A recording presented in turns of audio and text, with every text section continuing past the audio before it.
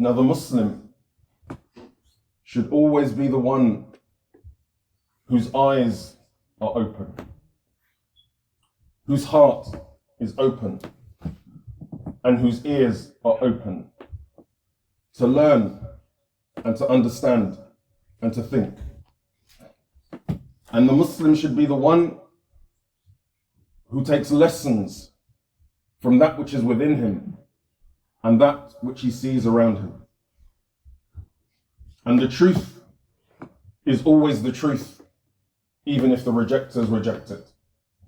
قُلْ جَاءَ الْحَقِّ وَزَهَقَ الْبَاطِلِ إِنَّ الْبَاطِلَ كَانَ زَهُوقًا.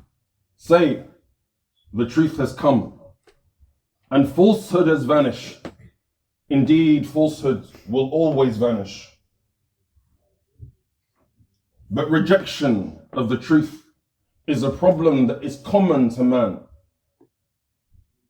and has been so since the time of Adam alayhi salam. And it is a rejection that is born by pride and arrogance and fear of loss of power and position.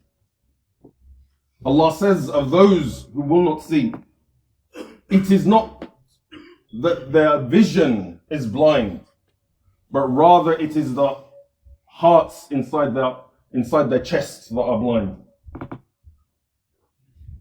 In the history of the West,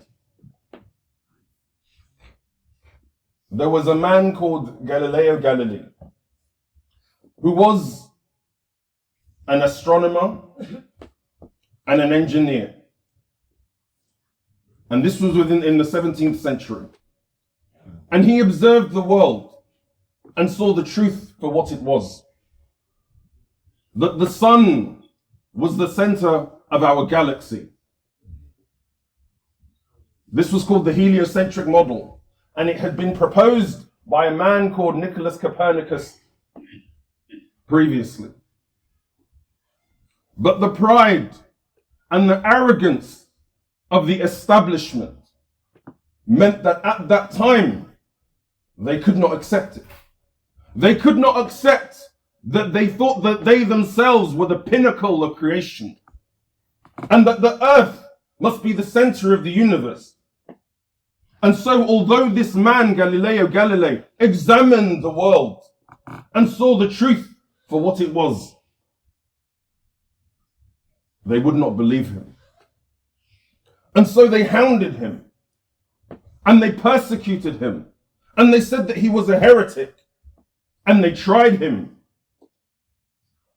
They stopped him from working. They stopped him from speaking. They put him under house arrest for 9 years until he died.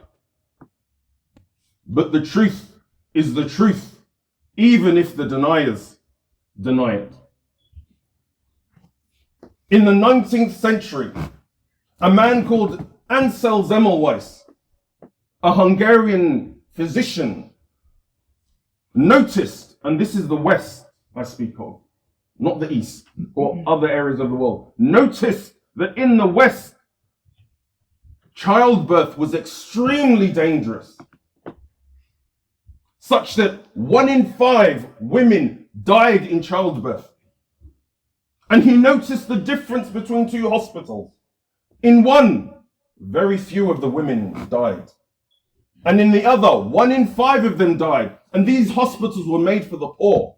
And these poor women would beg. They would beg not to be sent to the hospital where the women died in childbirth.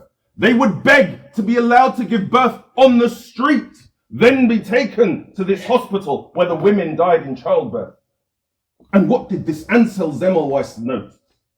He noticed that the hospital in which the women did not die, the doctors did a simple thing. The midwives did a simple thing that the doctors didn't. They washed their hands.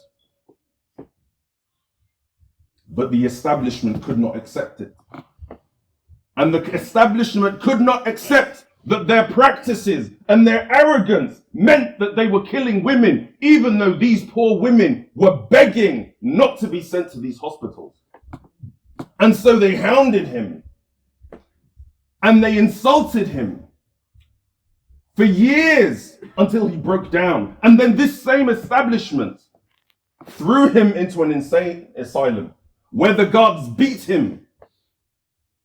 They beat him until he developed an infection from which he died. But the truth is the truth, and it remains the truth, even if the establishment denies it. The truth is the truth, even if the deniers deny it. The truth is that genocide remains genocide, even if the deniers deny it. The truth is that oppression remains oppression, even if the establishment denies it. The truth is that apartheid remains apartheid, even if the establishment denies it. Theft of land remains theft, even if the establishment denies it. Kidnap remains kidnap, even if the establishment denies it. Murder, torture remains murder and torture, even if the deniers deny it. وأقول قولي هذا أستغفر الله لي ولكم ولسائر المسلمين فاستغفروا لذنوبكم فإن الله هو الغفور الرحيم.